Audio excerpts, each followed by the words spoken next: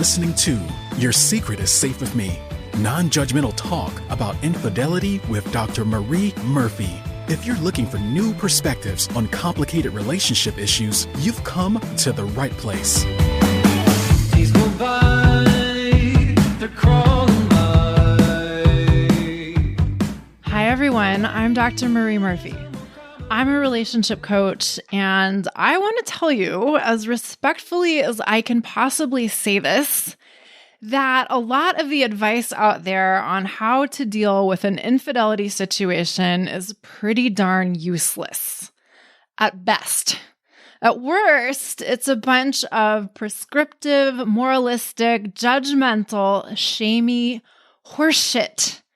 If you're in the midst of an infidelity situation, you don't need anybody telling you what you shouldn't be doing. That's just not helpful. You need to figure out what you actually want and what you're going to do about it. And this may be scary. This may seem hard. You may think that you don't know what you want, or you may think that you don't have permission to go after what you want, even if you do know what you want. But you can decide what you want, and you can feel great about not only making a decision, but acting on it, even if other people have things to say about your choices. And you don't have to get there. You don't have to do this all by yourself. I can help you do these things.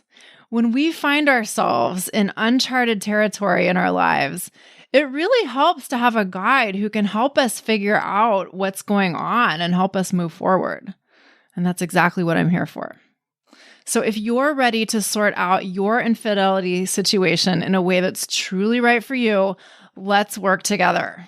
I offer shame-free, blame-free, non-judgmental relationship coaching via Zoom so we can work together no matter where you're located. To schedule an introductory coaching session with me, go to my website, mariemurphyphd.com. I can't wait to meet you. Okay, I've talked about decision-making on this podcast many times before, but today I'm going to talk about the courage it can take to make choices and make change. But in saying that, I'm really only talking about the tip of the iceberg. In order to even get close to making choices and making changes and being able to summon or cultivate the courage to do so, we may have to believe that our lives can be better than they have been. And it can take courage to believe that or even entertain that as a possibility. In order to make changes and choices, we often need to believe that we have the right to have desires in the first place and the right to make choices in the service of what we want, especially if we think other people aren't going to like our choices. It can take courage to believe that we might be allowed to have desires and pursue them in the first place. It can take courage to believe that we can make the best of whatever decision we make. Many of us believe that there are quote unquote right choices and wrong choices, and believe that if we make wrong choices, we're going to be screwed one way or another. It can take courage to believe that we are in charge of our own experience of life and that we can make the best of any situation, even ones we may not love. Believing that we have that kind of power means that we recognize both our power and our responsibility, and doing that can be scary. Allowing ourselves to believe that we have power may take a lot of courage. It can take courage to do things differently from how we've done them in the past, or do things differently from how everyone else we know has done things in the past. Allowing ourselves to be different from how we have been and different from the person we know ourselves to be can be terrifying. It can also take a lot of courage to believe that we can tolerate whatever blowback may come as a result of our choice, as a result of any changes we make. It can take courage to believe that we know what we want and we're sure enough of what we want to do something about it. It can take courage to tolerate uncertainty. This one's a little ironic, of course, because life is always uncertain, even when we think it isn't. And all of the things I've just said, all of this can be true in many situations in life, of course. Since I primarily deal with infidelity, I see this come up for people who are dealing with infidelity situations all the time.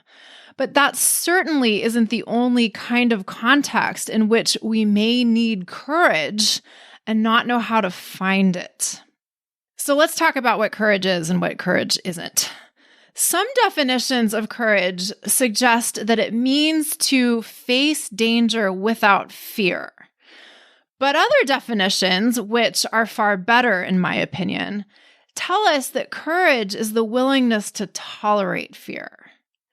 Having courage enables us to do things that scare us, even though we're scared. Having courage does not mean that we don't feel fear.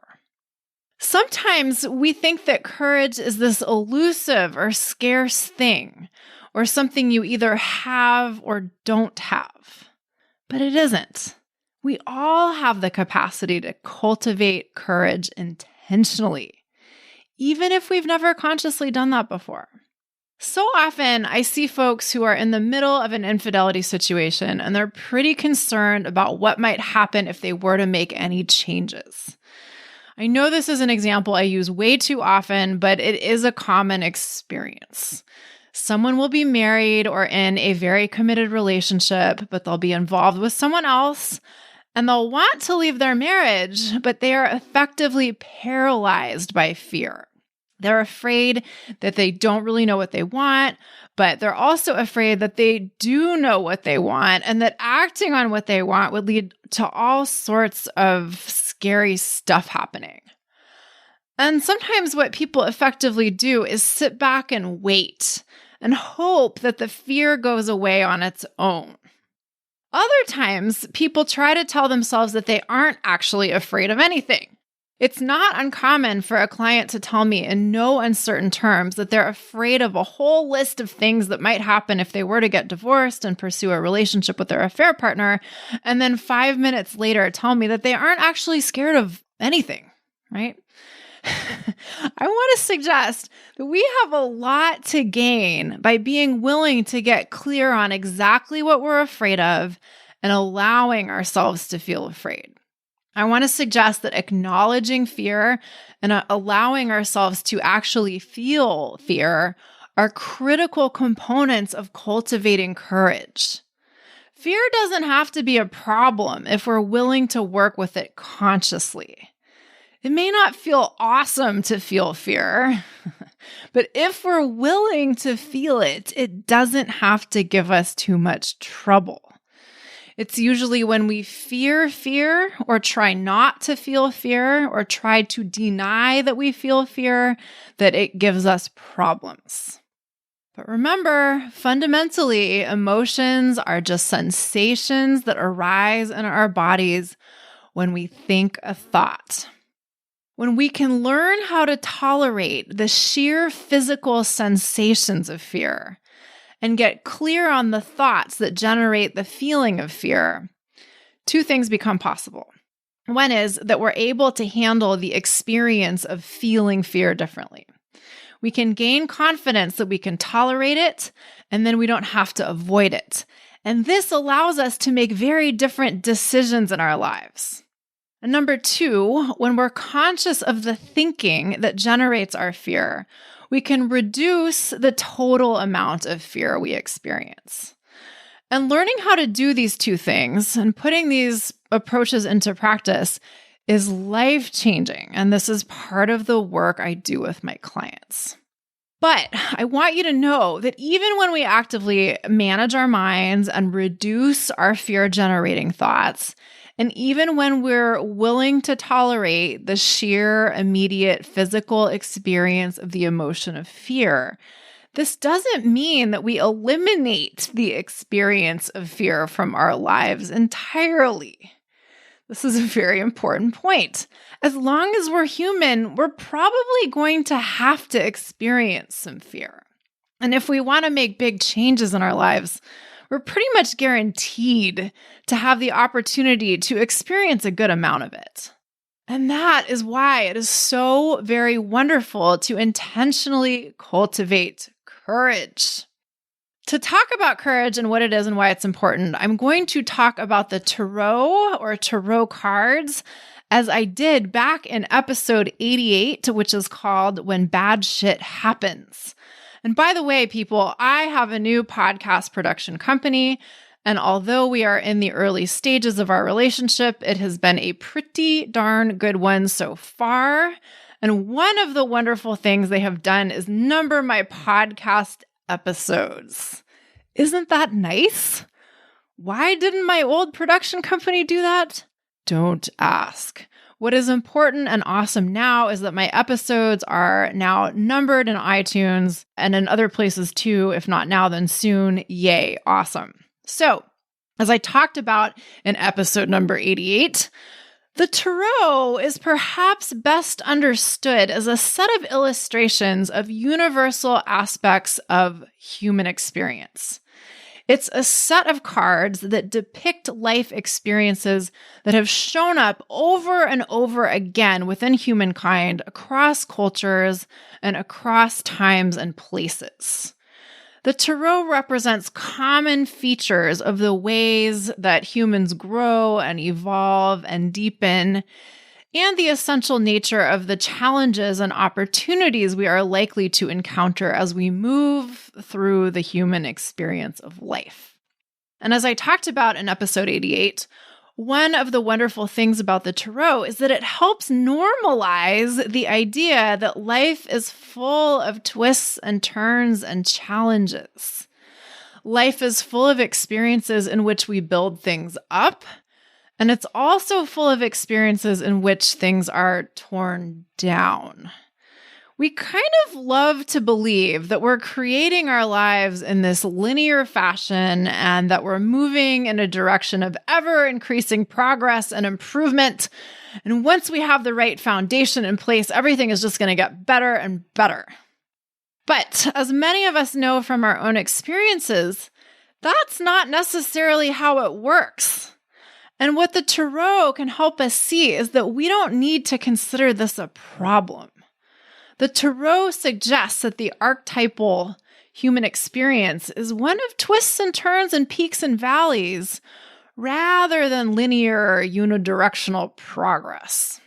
At points in our lives, we may head off in a particular direction. We may build up careers or relationships or other structures in our lives with the best of intentions. But in order to truly evolve, to become the fullest expression of who we are, and to be able to most fully contribute to the collective, there are going to be times when readjustments are necessary. And as I talked about in episode 88, When Bad Shit Happens, that sometimes mean that major structures of our lives have to be completely dismantled. And this is often represented by the Tower card.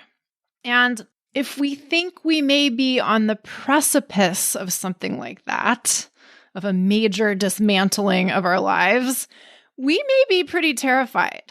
But what the tarot emphasizes, in addition to the normalcy of the upheaval and disruption we may need to be willing to experience in order to grow, is the depth of the resources we have for navigating disruption and upheaval. The tarot assumes that challenges are normal and that ordinary humans have infinite capacity to meet those challenges. And some of those capacities or resources are represented by the tarot card called the Fool.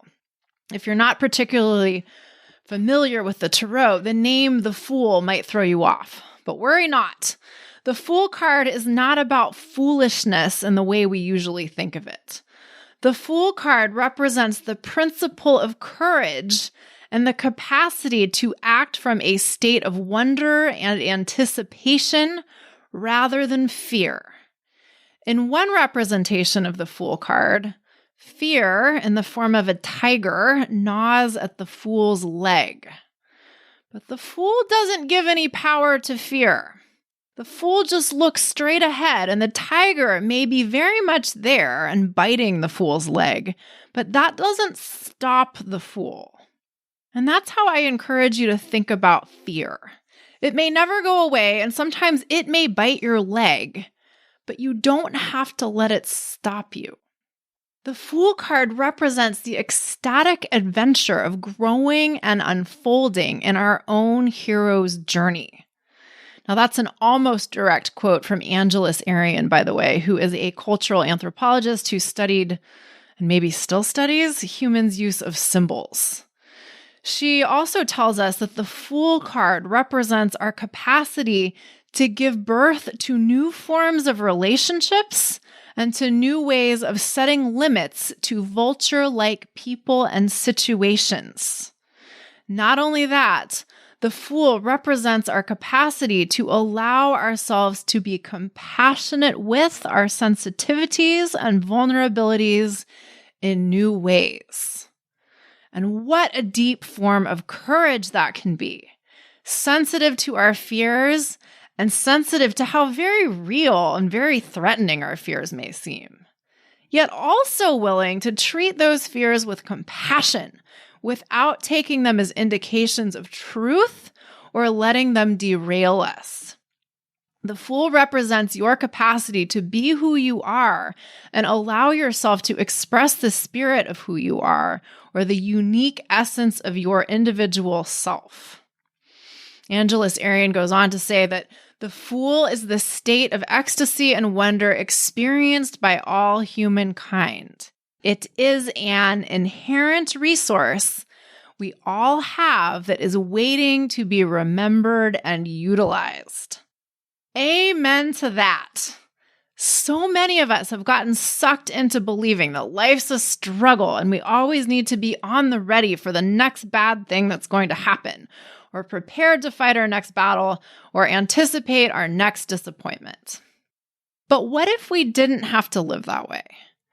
What if we could focus on believing that although human life may have plenty of challenges, it also presents us with abundant opportunities for joy and connection and harmony and delight? Sure, it's true that we aren't always going to get what we want. Sure, it's true that things are going to happen that we don't like. But what if it's also true that there is so much good that's available to us as long as we're open to receiving it? Yeah, getting what we want may require us to deal with some stuff we really don't like. Making any big change may require us to deal with the discomfort that so often comes from simply doing things differently. If we're going to do anything that scares us, we have to cultivate the courage that will enable us to do the things we're afraid to do despite the fear. And none of this is necessarily comfortable. But what if we had faith that it was worth it to do the uncomfortable things?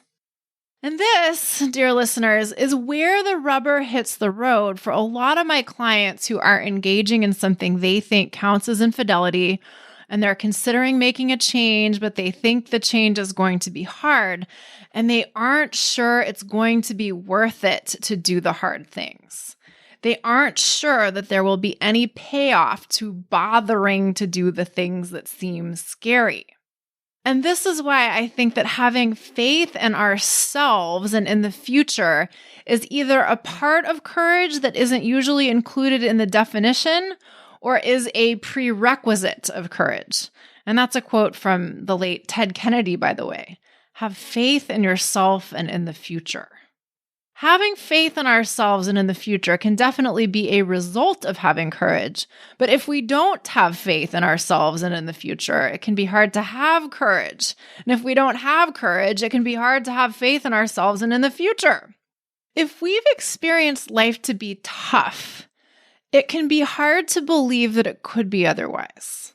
And if we don't believe it can be otherwise, it can be mighty hard to take action that will prove us wrong.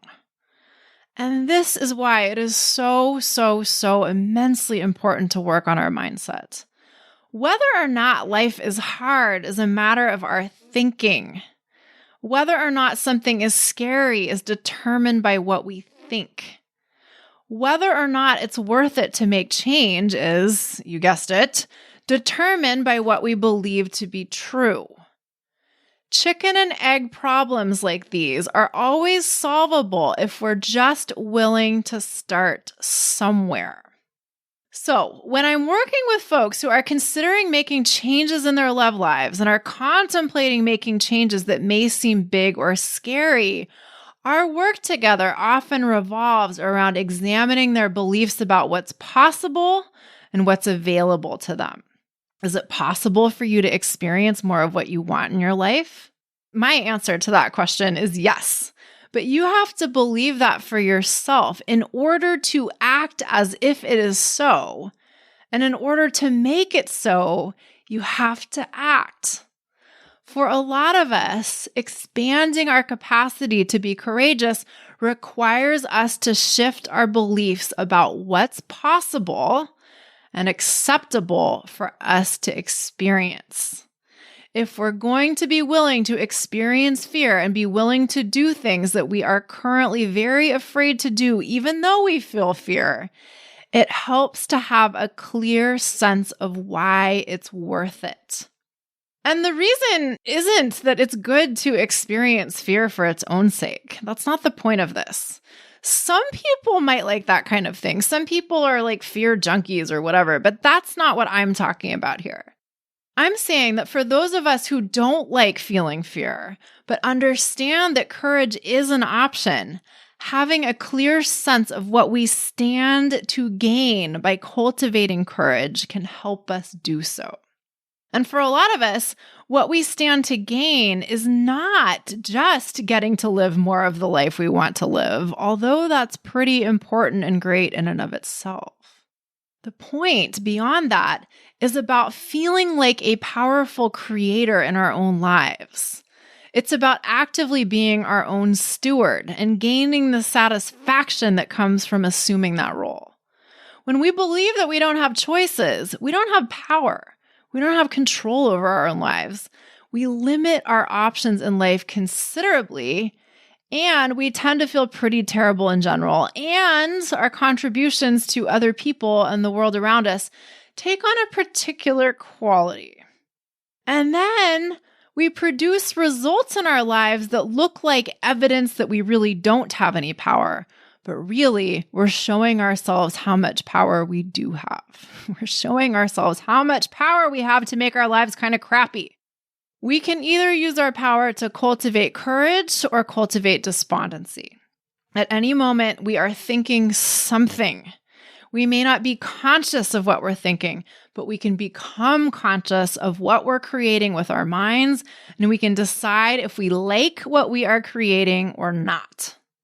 So what I want to underscore is that when you're thinking about making a change or a set of changes in your life that seem scary, fear does not have to be your stopping point. Let me also just make it clear that there may be times in your life when it well makes sense to hang back and hold off and not take big leaps. There is a time for sitting on the bench for sure. But there are also times in life when we may want to ask ourselves what the hell we think we're waiting for. By allowing fear to hold us back, by not actively choosing to cultivate courage, we are making use of the time that we're alive in a particular way. And sometimes I point this out to people who have been stuck in indecision for a long time. And they tell me that they totally know, and they don't want to keep living this way any longer. They don't want to stay in indecision any longer. But yet, they sometimes tell me they just can't make a choice because they don't know how something is going to turn out. And there's so much I could say in response to that, some of which I talk about in episode number 59, which is called Is the Grass Always Greener? But for now, I will simply say this. Yes, there are times in life when we really don't know how things are going to turn out after we make a choice. Sometimes there is a lot we can't be sure of. But we don't have to use this as a reason not to take action. We can allow ourselves to have our fears and concerns about what might happen, and we can focus on cultivating the courage to make choices and changes and the courage to make the best out of any choice we make, rather than allowing the concerns and the fears to keep us stuck. So many of us are deep in the habit of thinking that the whole point of our existence is to make sure everything is okay. And I get it. Many of us have never learned that there's an alternative way of approaching life. And yes, I understand that there are always bills to pay and responsibilities to attend to and other people to care for and all of that. But what if within all of that, we could still regard our lives as a grand adventure in our own evolution? What if we could take our responsibilities seriously and also channel the ecstatic energy of the Fool Tarot card and allow courage and wonder to outweigh fear and control? Here's a quote from Anais Nin, which you may have heard before. And the day came when the risk to remain tight in a bud was more painful than the risk it took to blossom.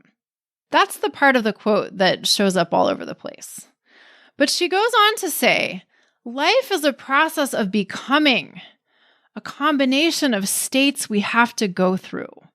Where people fail is that they wish to elect a state and remain in it. This is a kind of death.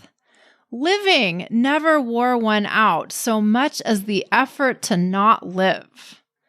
Life is truly known only to those who suffer, lose, endure adversity, and stumble from defeat to defeat.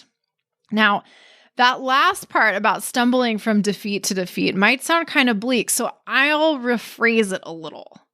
When we're willing to suffer, lose, endure adversity and defeats, we gain the opportunity to also experience triumphs, joys, ecstasy, and the singular pleasure of fostering our own evolution.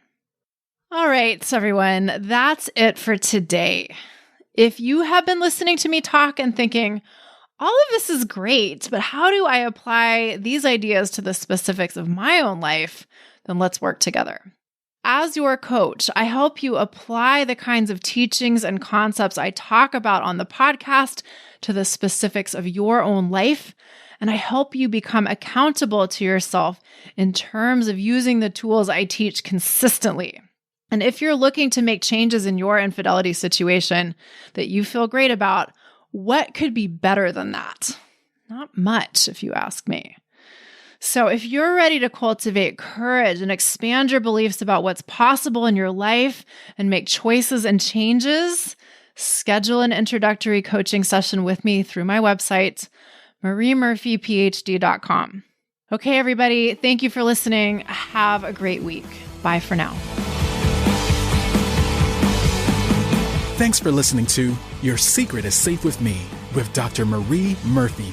Make sure to click subscribe to get updates on our latest episodes.